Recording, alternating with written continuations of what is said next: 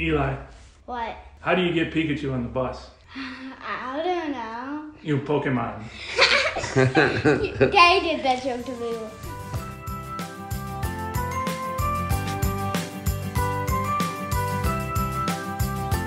Hello everyone and welcome to the Engaged Family Gaming Podcast. This is episode 199. That's right, 199. Not even a typo or a misspeak. My name is Steven Dutzman. I'm your host. As always, this week I am joined by my co-host, Amanda Farrow, also known as the Princess of Power, and the editor-in-chief of superparent.com and gamedaily.biz. Have you picked up any other titles recently? No. No? I'll try harder for next time. Yeah. I know you didn't know that was your homework, to just collect titles. The easy way to do that. Keep that in mind for the future. The easy way to do that is just start playing World of Warcraft again. You'll get titles pretty quickly. Don't do that. We do not want to open up that Pandora's box. That will go poorly for everyone. Maybe not for me, because I would just play with you. But it would go poorly for 2 websites and like a big old family in New Jersey. But we'd have fun. Yeah, that's true. Whatever. We would. And you'd have a healer. It'd be great. Okay. Having pocket freeze. So this week is all about board games. So last week we had a very involved, crazy, because basically all the video game news happened last week. And we had so much more happen this week, but we'll get to it next week. I know, right? Like, can it slow down? No, of course not, Steve and Amanda. Video games are definitely not going to slow down. Fortunately, board games, they're not like going crazy, but there's some interesting stuff happening. What if I told you, Amanda, and this is a little tease for later on in the show, what if I told you, admittedly you already know, but if I told you a week and a half ago that we would be covering Minecon Earth on the board game episode, would you have believed me, or would you have told me I was nuts? I was pre-briefed. So all right. Okay. So probably the week before I would have told you were nuts. Okay. At some point before someone sent you something embargoed. So for futures, whenever I say if at some point in time, just assume that I asked before you got the cool information that was embargoed, because I would have lost my. Admittedly, I would have lost my mind. I think I might have died if they had sent me that information. So we're going to talk about a heckin' cool Minecraft board game. We're going to talk about a Kickstarter. We haven't talked about a Kickstarter in a while, but this one is special because it has an EFG connection. Ooh. We're going to kick everything off with a quick Dungeons & Dragons campaign check. So I'm going to fill everybody in on the stupidity that we decided on doing today. And then because I'm going to tell you about my son's character that he designed today, his inspiration, because it's hilarious. And then we're going to talk a little bit, I'm not going to go on and on forever, but we're going to talk a little bit about Throne of Eldrane, the now fully spoiled Magic the Gathering expansion. We are just outside of the pre-releases were this past weekend. The release is on the 4th. We're going to talk a little bit about it because there's some interesting stuff they're doing with the packs, and I want to warn people about them so that you don't overspend for no reason. So, okay. So that's it. Before we get too far, thank you very much for listening, everybody. We're almost at episode 200. Can you believe it? When did you start? You started like 20 some odd episodes ago, right? I started in January, I think. So that's less than 20. But yeah, it was definitely the beginning of the year. Yeah. Because eventually I was like, I'm pretty sure your contract does not say you can't be on podcasts for competitors. And you were like, as a matter of fact, your site's too tiny. You're not my competitor. And I was like, oh, Jam, you didn't actually say that. I did not. You didn't, but man, let's be real. Absolutely not. But that would have been awesome. Maybe if I were that kind of a person, maybe, but we both know I'm not. Yeah, but it still would have been funny. So, and then I was like, hey, you should just be on my show. And then you remembered your Skype login. And then, because every time I get somebody to come on the show with me, they have to remember their Skype login. And now you're just perpetually logged into Skype. It's true. Because... Just for you. Pretty much just for me. It's a quiet reminder other than the daily text messages that I exist in your life. So you've been here for less than 20 episodes, but probably around that. And it's been, I can't count. Yeah, it's definitely been 20. So, because there's 50 weeks in a year, I'm thinking paychecks. Doesn't count. It's okay. So, it has been a wild ride. But we're gonna do it. Next week is episode 200. And it's going to be a video game episode where we're going to talk about, I don't even know, but we might not talk about news next week. It might just be all bloopers and retrospectives and guests, like perhaps the professor, who's already said that he would come back. You've never met the professor. I have not. But he has said that he would come on. So, this is going to be a wild ride. So, thank you for being along on our wild adventure. And here's to 200 more. Now. Damn right. Let's talk about this Dungeons & Dragons thing. So, Do it. my son, Jake, is 10. And he has finally discovered that Dungeons & Dragons is about making characters. Now, you would think that would be obvious, right? Like, you have to make a character and then you have to role play it and like play through it. But like, I don't think he realized like the stupid part of making characters until he went and like saw another game being played and saw other people playing other characters that were different than the ones that we had. That's fair. And he was like, oh, so like you can play something different every time. And we're like, yes, in fact, it's a good idea to do that. And so now he's like on this quest because he figured out that it's fun to break characters. And I'm like, oh, so great, you're a power gamer now. Wonderful. Uh-oh. I'll allow it because I can, you can outsmart power gamers. You can't outsmart role players. They're crazy.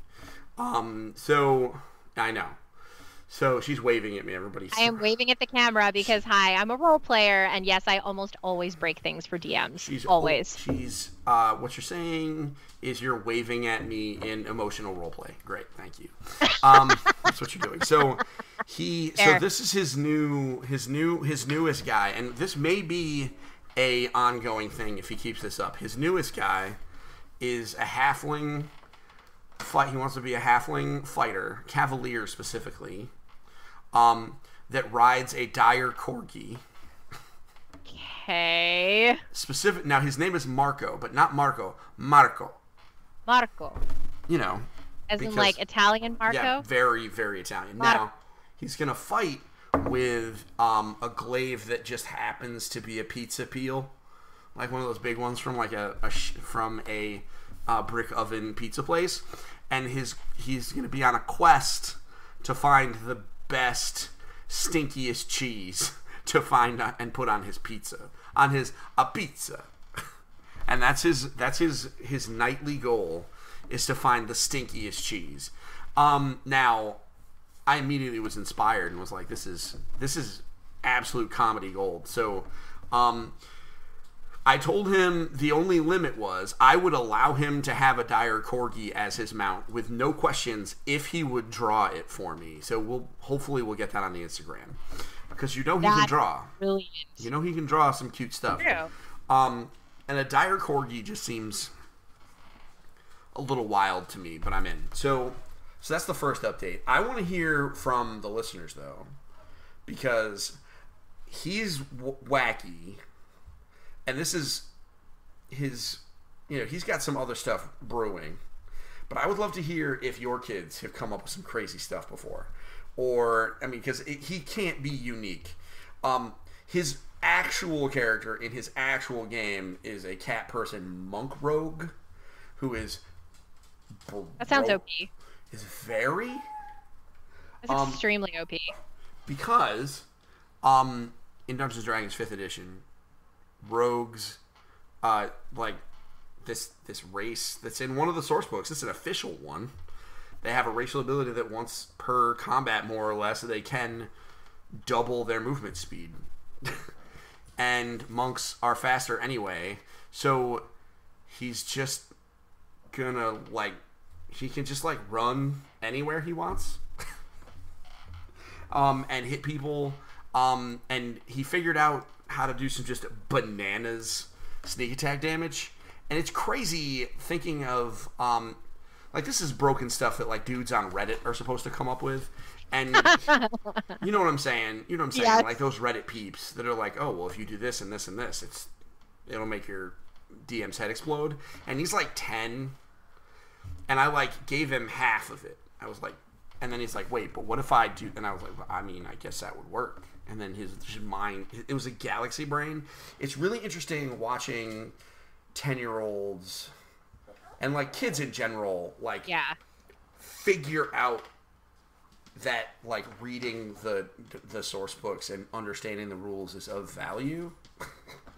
It's true. I mean, it's also important. I mean, it is a storytelling game, and he participates in that fully when he's not too tired. But there's something to be said about participating in that metagame, and just embracing it.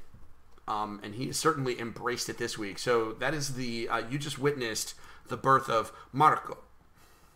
That's awesome. Pizza peel wielding halfling cavalier.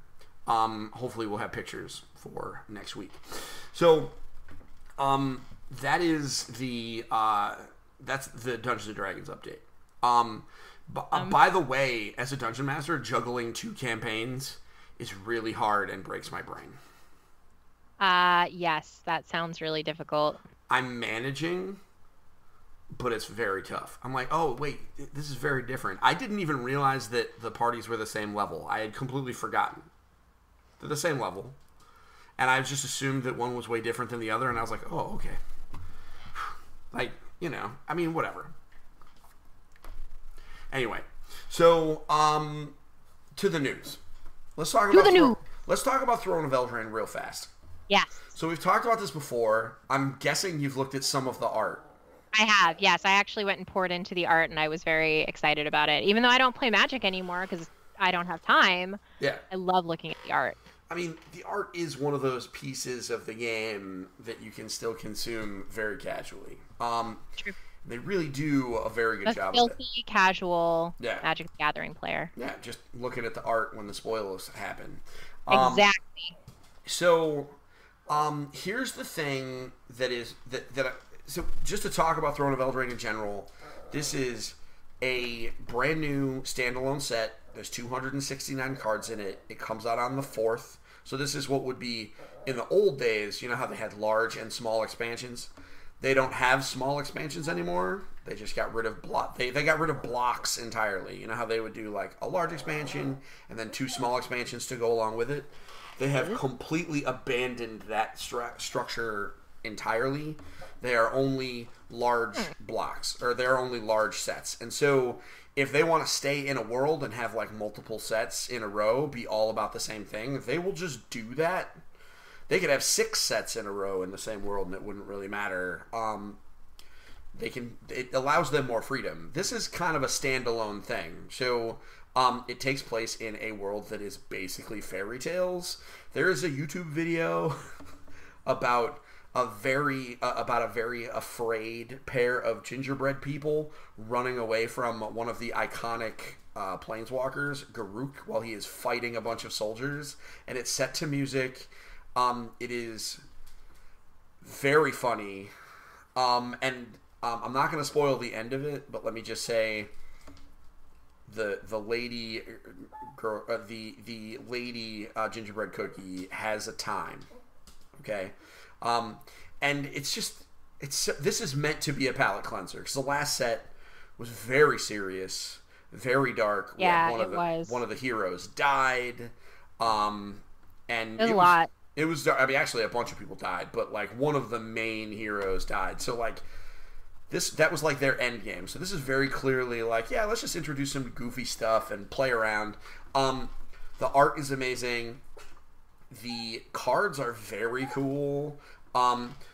But one thing that they did do, and I'm not even going to get into game mechanics. If you understand Magic, just go to MTG Nexus and look at the spoilers. You'll see. That's what I did. That's what you did. And you can look at the cards and, appreciate what they are. But one thing they did is they have a new kind of pack. And it is called a collector's pack. So you're going to see these, and they're going to be... They've experimented with, like, all foils before, and things like that. Mm-hmm. This is different, because it is... they are very expensive. So, like, the main reason I mention this is they're going to be for sale at Walmart, right? Because Walmart sells Magic the Gathering cards now. I keep forgetting that, yeah. Which is cool. I mean, no, it's awesome. It's great for those of us that want to buy event decks, which are like challenger decks, which are like competitive decks that have good cards in them, because Walmart stocks them like crazy, so they're easier to get. It's great for the commander decks too. But like, so you might be one of those folks that are like every once in a while, yeah, it's fine, just go grab a pack of Magic cards. And then not pay attention when it slides down the register and scans. So these packs are going to be like $14.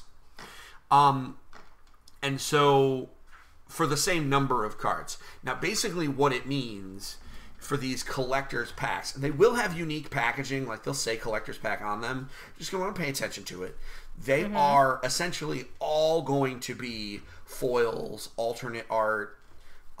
They have these new borderless cards, which are basically the card just without a border, where the art extends out, or it has some other special effect.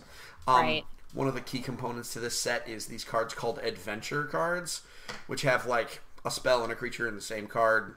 It looks like the bottom of the card is like a book. The alternate art versions of those have like really neat pattern work around the edges, and the book piece is like really exaggerated. So in these collector's packs, everything in it is either alternate art or borderless or foil. So they're cool, but they're more expensive. So I wanted to bring that up just to mention it. Because, nobody wants to go there expecting to spend $5 and end up spending $15 for no reason. That's true. The set comes out on the 4th, and with it, and this is another thing that's relevant if your kids, if you take your kids to like Friday Night Magic, on the 4th, Standard, which is the premier format for Magic the Gathering that they play at Friday Night Magic and Standard Challenges, is very heavily rotating. So if you have kids that you take or drop off at a Friday Night Magic or, a Saturday afternoon Magic, excuse me, like Standard Challenge, there's a lot of stores that do that, remind them that some of their cards might have rotated. Specifically, everything that happened before Ravnica, which is basically the last like year or so, is now rotating out. Which means like Ixalan, which is like the pirates and dinosaurs stuff, and then Dominaria, which is like the history stuff. All that stuff is gone. It's rotating out, so it's no longer legal. And that's relevant because a lot of the casual decks, or a lot of even some of the competitive stuff, are full of cards that you just can't use anymore. So just... That's the other thing I wanted to mention. Just kind of be aware of those two little tricky things. Your kids probably are aware if they play Standard, but always good to just mention, hey, buddy, maybe check your decks, because nobody wants to, lose a game because they're playing with illegal cards. True.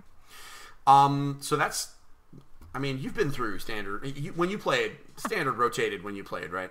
It did, a bit. Remember, I played like way back in the 90s. That was the last time I played competitively. Oh, okay. It was like 1999. So you were playing under like old extended and like very, stuff like that. Very, very old rules. Because when did Magic actually come out? It was like 94? Yeah, something like that. It was very recently 25 years old. So. Oh my god. Right? I've been playing it since pretty much the beginning. Yeah. But I had to stop because it got really expensive and I had to choose between Magic the Gathering or Warhammer 40K. Yeah, you had to choose. I ultimately I had to make the same choice. I've had to make that choice a bunch of times, and I keep choosing Magic. So the Wizards has done this particular standard rotation. It's the first time that they've actually had standard rotate in a while. And part of that is because they can't decide how they want to release sets. Like, they keep changing things. It's true. And that is, that has made standard a little complicated. Okay. But I think they have settled on a new pattern, 4 sets a year. So basically a new expansion every 3 months. And they're all large expansions. So we have this one, and then in 3 months, which would be like January-ish, we're going back to Theros, which is Greek mythology and gods, and but this time we're going to the underworld. And then the one after that, they already teased that it's going to have the most crazy Magic the Gathering mechanic that they have ever used. And I suspect that it's going to be like Transformers. Cool. The combiners. Like, I think that's cool. going to be. So, anyway. So, Magic's getting nuts. I encourage everybody, even if you don't play the game, if you like fairy tale artwork, okay, go look at the art for this set. I'm not even lying. You may even want some prints of some of these cards. Some of them, probably not, right? But, like, some of these are some really cool art, especially if you like fairies. Am I wrong in saying, like, these are some of the coolest looking, like, fairies just in fantasy really, really for a beautiful. while? Really, really beautiful. Yeah. It's crazy. It's been a lot of fun watching this stuff get spoiled, especially just because when they told us that they were making, like, fairy tales and King Arthur, I was like, no. All right, you're fine. And then I was like, oh, that's King Arthur. Great. So, anyway, I think everybody should take a look at it. It looks great. I am very excited to play it. I missed all the pre-releases this weekend because I was playing Dungeons and Dragons. But when you have to make a choice, you make a choice. Make a choice. But so yeah, I'd love to hear everybody's thoughts. Head on into the community and let us know. Like, are you interested at all in this? Do you care? If you don't care about the Magic, tell me if you like any of the cards, because I personally, do. Well, I mean, yes. As soon as I saw this set spoiled, I was like, oh, this is Amanda's set. It is. This very is much Amanda's so. set. Yeah, pretty stoked about that. Okay, so let's talk about this Minecraft thing. Oh my goodness, let's definitely talk about Minecraft. So, did you watch Minecraft or Minecon Earth? I didn't. No, I was extremely not around this weekend. I had marching band stuff, so. Well, everybody just heard my son Evan declare loudly that he watched it. The fall is marching band time for you, so I had a feeling. I'm never around. Yeah, I had a feeling that you were MIA. We watched a bunch of it. They made a bunch of Minecraft announcements. There's going to be biomes in the Nether. Oh yeah. Weird, but sure. Wild. Why not? I mean, they haven't really done much other than set you on fire in there for a while, so we might as well do something interesting. And, they talked about Minecraft dungeons, which, by the way, sick. Yeah, it looks you really, heard really hype cool. from the background. Yes. So, and Minecraft Earth, they did the normal stuff, right? Like, we always expect to hear about new mobs and new bricks and new... Sure. But then all of a sudden they came out and they were like, oh, and we're working with Ravensburger, which is a legit outfit that makes good Ravensburger's stuff. been around for a really, really long time. And they have been doing puzzles forever. We've reviewed a number of their games on Super Parent. We love Ravensburger. And this feels like a decent crossover thing for you guys. I have a feeling that you're going to eat this up. I wonder if there are any other board game / video game sites that cover family stuff that will also eat this up. Heck yeah. I can think of, is it this one? It's definitely this one. So yeah, we did it. We did it. We figured out the puzzle. That was a really hard one. Hard. So they announced this game called Minecraft Builders and Biomes, which is essentially a board game attempt to bring Minecraft into...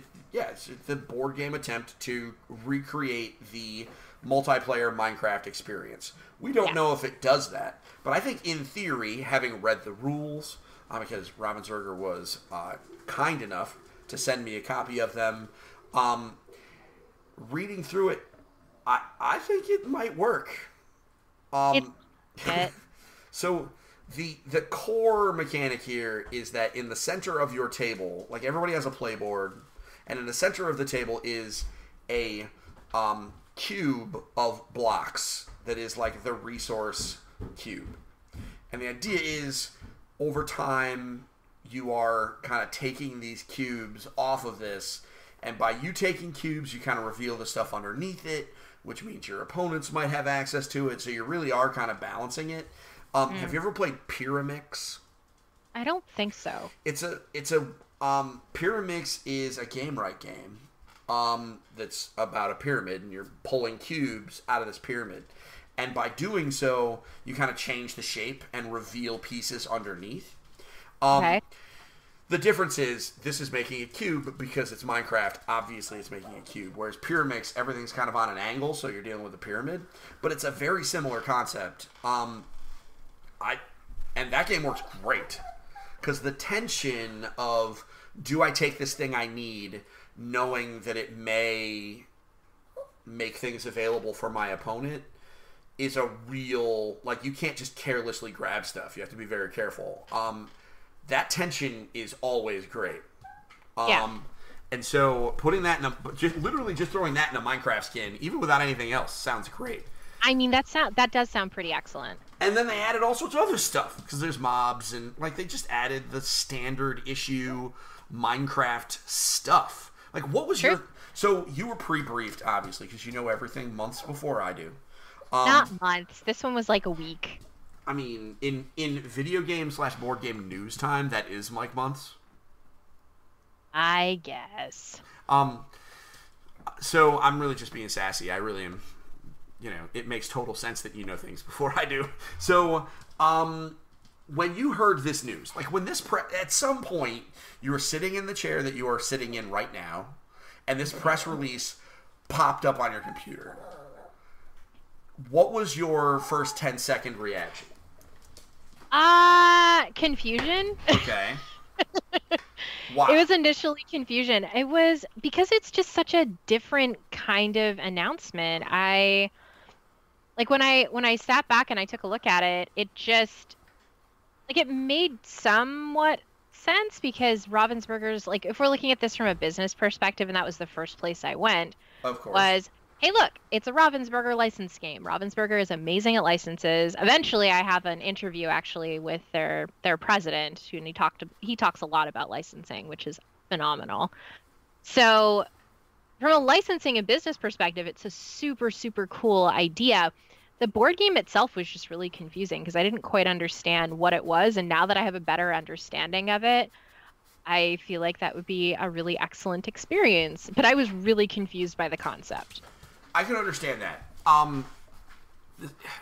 That was kind of how it hit me too.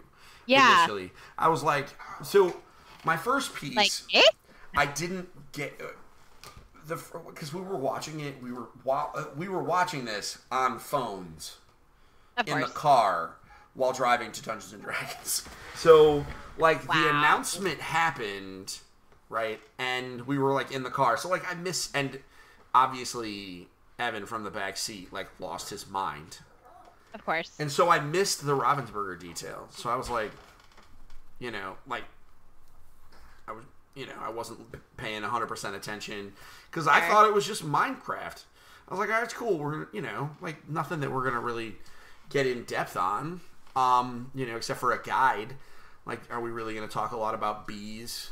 Like, that's cool, but like, are we? But then, the board game, I was like, first off, like, who's making this thing? And eventually, and because that was my first doubt, I was like, all right, who's publishing this? Because this could be a train wreck, depending on who was making it. And then we found out that it was Ravensburger, and I was like, oh, okay, fine. Like, I immediately, Yeah. I don't want to say calmed down. Calmed down's not the right word, because I'm rarely calm. But you know what I mean? Like, I felt more comfortable with it, because this is one of those things that could have been a bunch of junk showing up in people's houses. Yeah. And because I doubt that Ravensburger would put their name on something that was just a pile of trash. They absolutely would not. They wouldn't. I mean, they would polish that pile of trash until it was a neat cube of trash, right? Like, they would make it good, because that's what they do. And I'm sure they get pitched some garbage every day. I can only imagine. Yeah, I don't even know. Yeah, I'm sure they get pitched a lot of trash. So maybe not every day. I think that's a little bit excessive. But it's coming out this fall. It's going to be available on Amazon, and I'm guessing it's going to be at Target. Like, this Probably. seems like a game that would track well there. So it'll be. Let me double check and make sure that that's the case. Oh, do you have information about where it's going to be? I know it's going to be on Amazon. Yeah, all the information we have right now is Amazon. Okay. And if for our UK listeners, it will be out there, and you get it early. It's true, you do. In October, and we get it in November, just in time for the holidays. Heck yeah. I am hard pressed to imagine a game. I'm hard pressed thinking of the board games that have come out this year or will be out by holiday. I'm hard pressed to imagine a board game that would be better. Like that. And by better, I'm kind of molding together the property that's instantly recognizable and quality of the game. So it's just assuming it is good, which I admittedly I just am. Like, I'm hard pressed to imagine what would be higher up on like a board game holiday gift guide list than this, right? I mean, I say this as I'm writing mine. Oh goodness, I have to do mine too. What I think that this is going to be the kind of game where it's going to get kids really excited to see Minecraft as a board game. Mm-hmm. Just like when it got kids playing Monopoly back when Fortnite was like, hey, we're going to release a Fortnite version of Monopoly and stuff like that. Being able to see that cross promotion, cross pollination, I suppose would be a better way of putting it, between the digital license and a physical game is super cool. Yeah. And it's such a fun trend to be able to see it over on the family gaming side. Because you see it with things like, I don't know, Eternal's got a cool card game on digital, which is rad, and now it's coming out as a physical board game. I think I actually have it. It's like down there somewhere. I know. It's just a wasteland. This time of year, it's crazy. Yeah, it really seriously is. So yeah, I think that this is going to be a good one for kiddos that like Minecraft and they want to just have more Minecraft physically in their lives. Yeah. Mm-hmm. I agree. I mean, this is one of those things. I mean, I think there's a lot of parents who are, and you and I, I'm sure, as editors of family-focused websites, like, we see it all the time. I'm sure we hear it, like, in your comments sections and things like that. Like, parents who are like, I just want my kid to not be on the screen.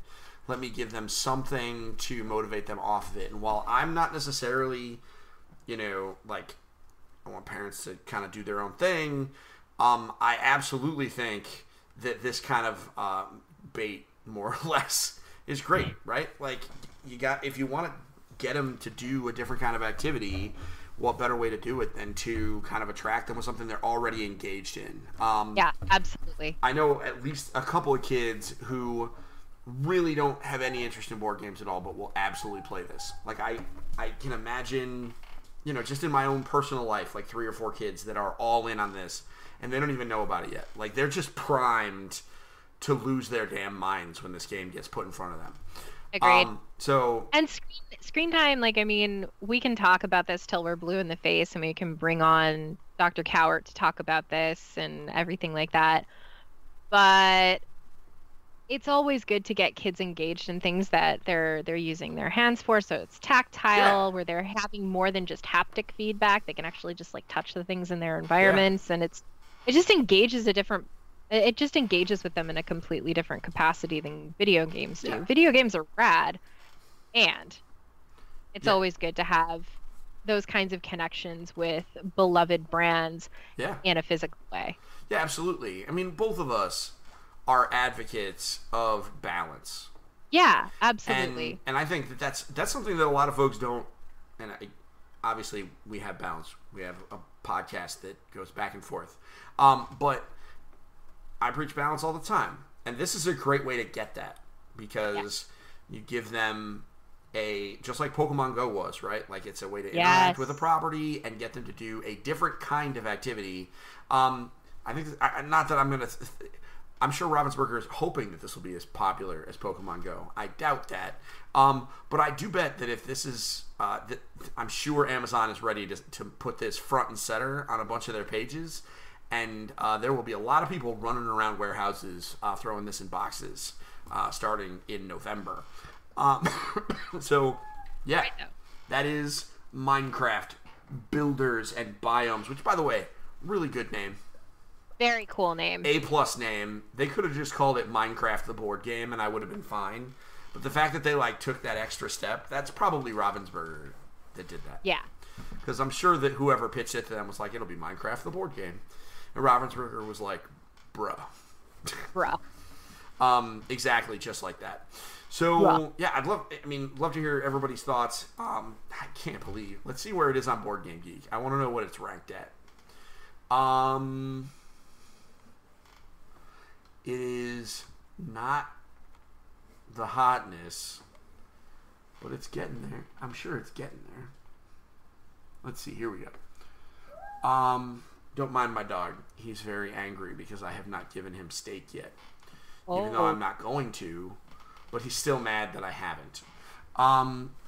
You know what? It's got 59 recommendations up on Board Game Geek. We got to give it time. Yep. Agreed. So, that is Minecraft Builders and Biomes. Super excited for that. 2 to 4 players, 30 to 60 minutes. So this is even a chunky game. Ages 10 to 99. I have a feeling 10 to 99. Which more or less means all ages. It means all ages, guys. So, I like it. All right. So that's Minecraft. I'm stoked. Let's talk about a Kickstarter. So, okay, I'm curious about this Kickstarter, so tell me everything. Take a walk with me, Amanda. I'm ready. Okay, so, Michael Malconian, who is one of the community managers for the Engaged Family Gaming community. Shout out to the Engaged Family Gaming community, by the way, that you can get to by going to engagedfamilygaming.com/community. He does our Thursday Versus discussions. I don't know if you've been seeing those. He does the art for those by himself. He on his own. He doesn't. He does some crazy stuff. He is a very talented man, and he is also a talented board game designer. And I only met him because Rob Kalajian of A Pawn's Perspective and I used to do a live Facebook show where we talked about Kickstarters. And so it was like a half-hour long live show. We did it on Thursday nights, and this is we just randomly went to Kickstarter and just started browsing, more or less. And we ran across this game called Dance Card. Okay. And specifically, I wanted to find games that were kind of all ages friendly, but also had non-violent themes. Because you know how, like, even Mario is kind of violent, right? Yeah. Like, if you think about it. Yeah, it's true. Like, we let it go because it's Mario, but, like, really, even in Mario Kart, he's, like, ramming people off the road and stuff. So, Dance Card is a strategy game about homecoming. Now, folks, for those of you that aren't, and by those of you, I mean all of you, Amanda just gave me like a very confused look through the Skype camera. So it's a strategy game about homecoming. So here's how this works. It's 1 to 4 players. There's a solo mode, a co-op mode, and the primary mode is competitive. You choose a character who is a high school student, and from a very diverse cast of characters, intentionally so.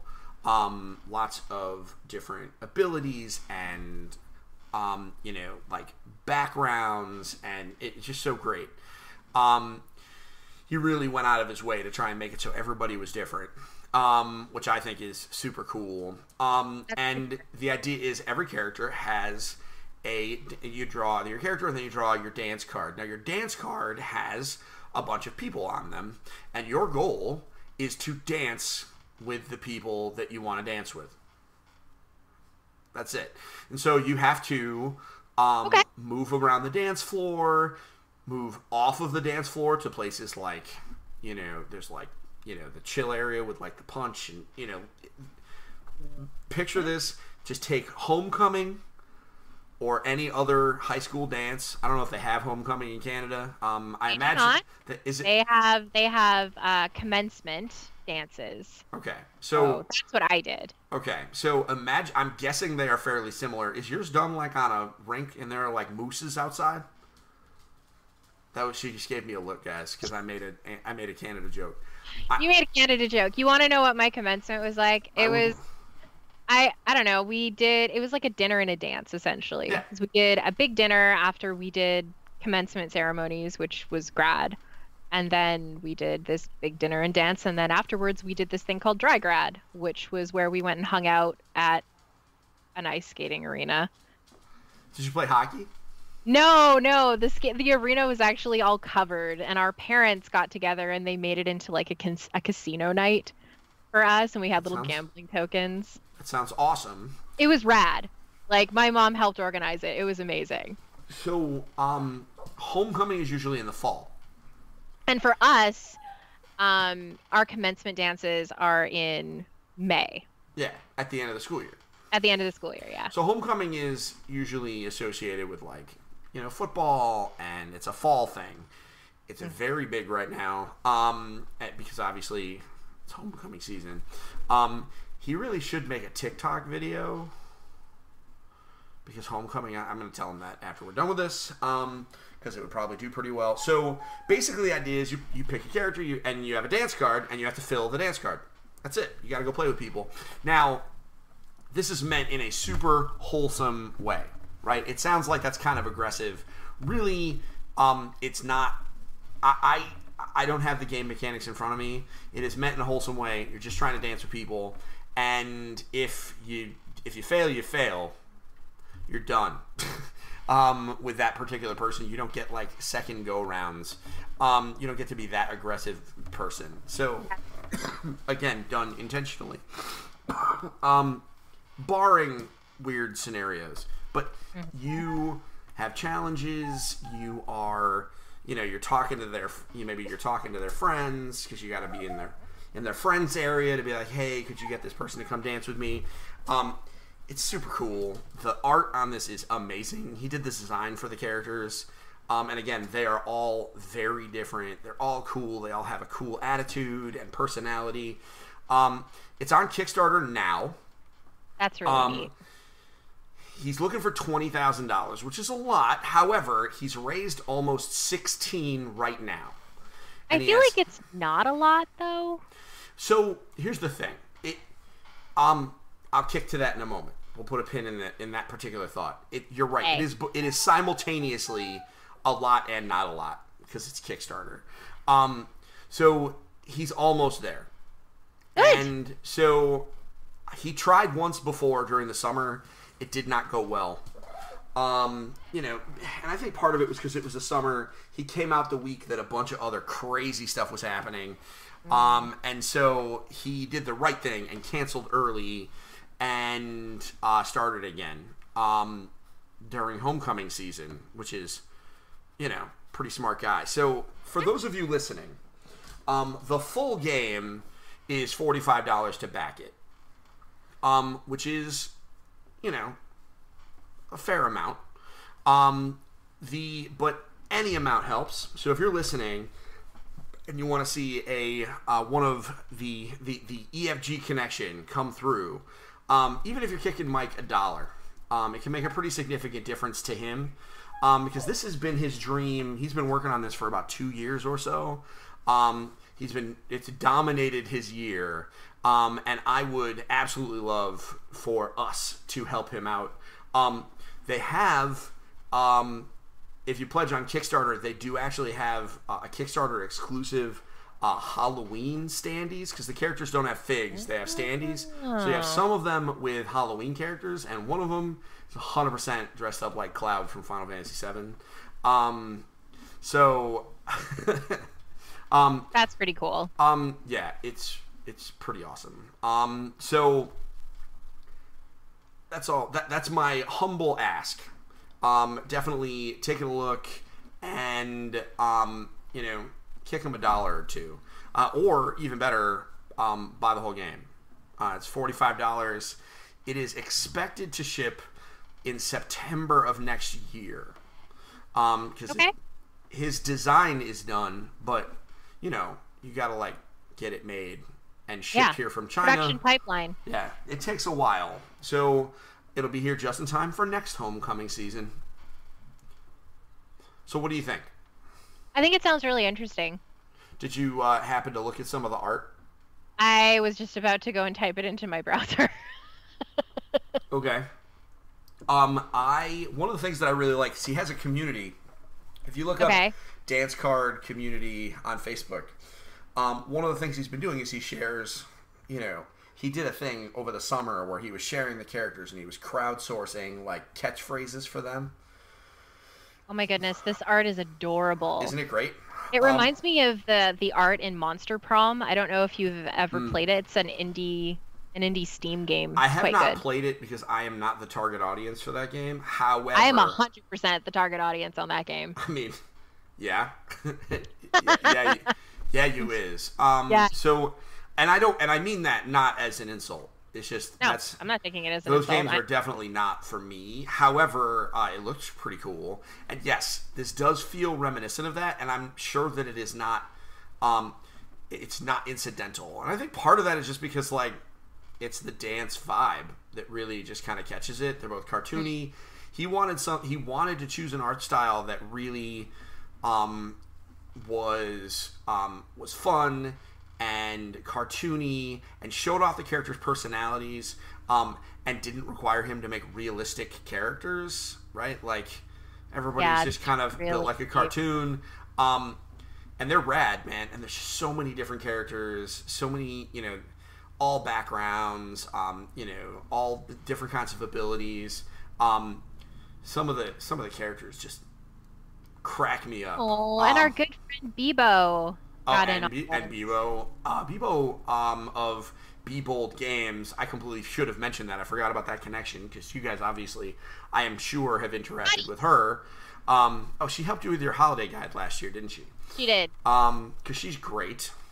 Yeah, she absolutely loved this game. This game looks really heckin' cool. Yeah. I may have to back it. I think that you would like it. So yeah, she absolutely loved it. For good reason. Also, this kind of suits her mission, right? Because she really wants support diversity in games and to have, non-violent crazy stuff, and that's really what this is. So, so here we go. Dance card. 13 days to go. So when this podcast goes live on Friday, it is Tuesday now. So on Friday they will have 10-ish days, maybe 9, if I can do my math. 9 probably. So not a lot of time. So I would encourage you, go give Mike $1 and tell him that the Engaged Family Gaming Podcast sent you. I backed it. Did you tell him that the Engaged Family Gaming Podcast sent you? No. All right. But I will. I mean, you can. It's fine. There you go. He will be very happy. And I just watched the counter go up in real time. So, yeah. I'm grateful that next year you get a nice wholesome dancing game about homecoming, which I'm here for it. You'll need Mike and your husband and Danielle to explain to you. Listen, my husband is also Canadian, so So he'll be confused. He'll be like, "What's he'll be homecoming? confused too. He's like, "What's a homecoming?" What's this?" Well, I mean, you get it. It's a dance. It's okay. I was inundated with American media my whole life, so that, I feel like I have a good understanding. You absolutely do. This is one of those things.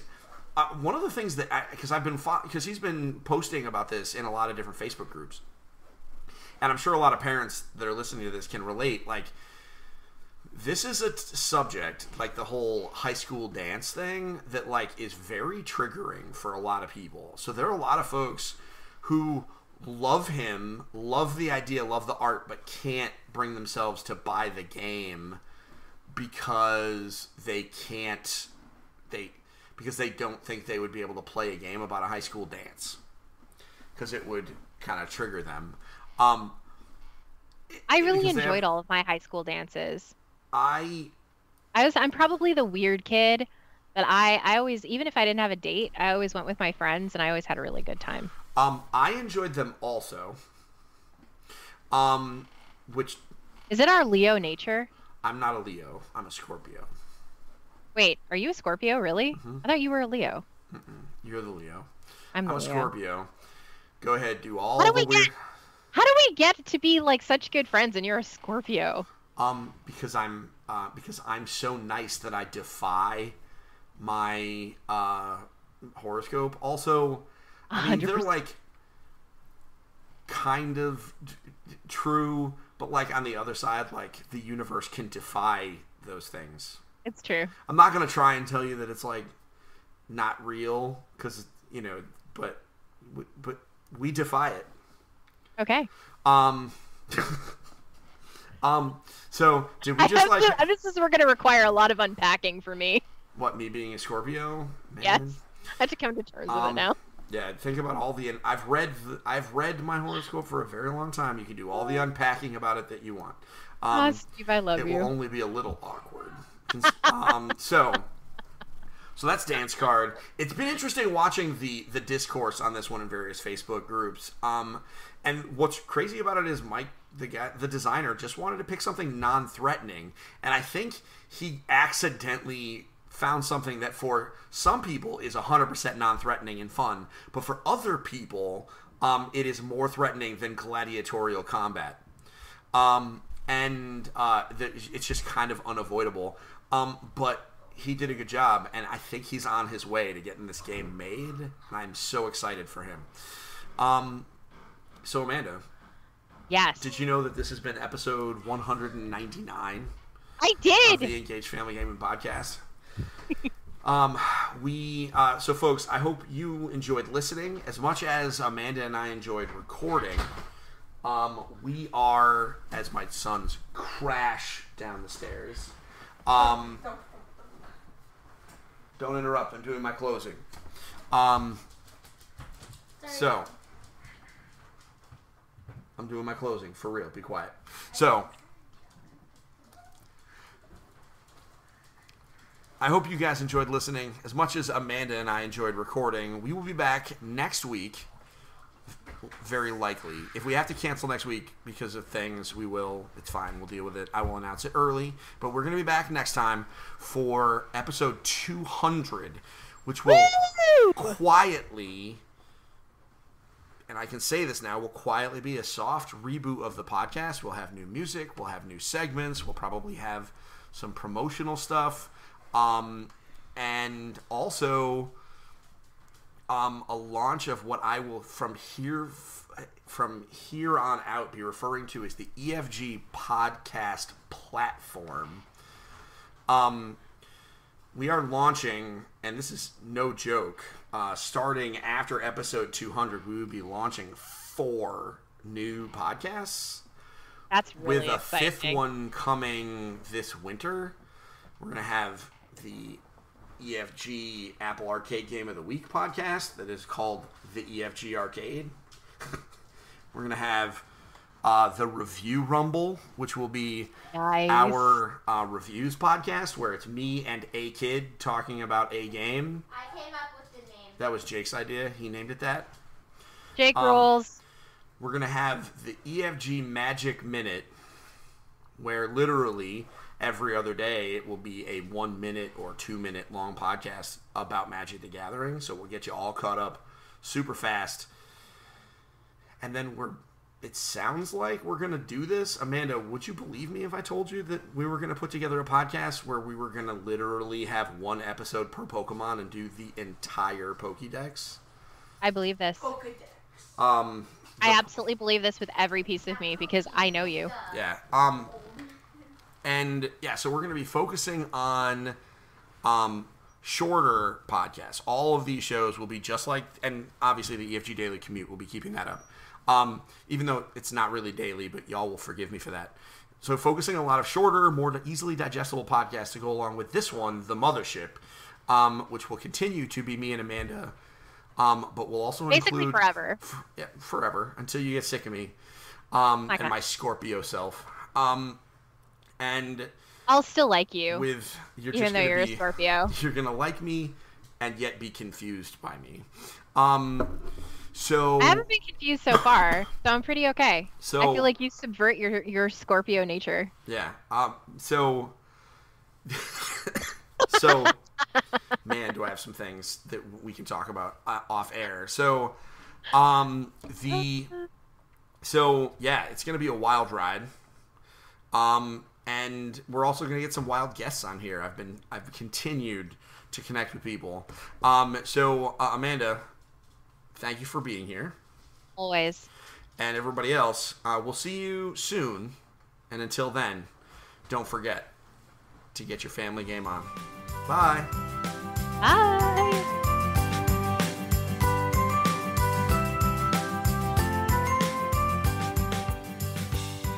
Thank you for listening to Engage, a family gaming podcast. Thank you for listening. Thank you for listening. Tune in next week.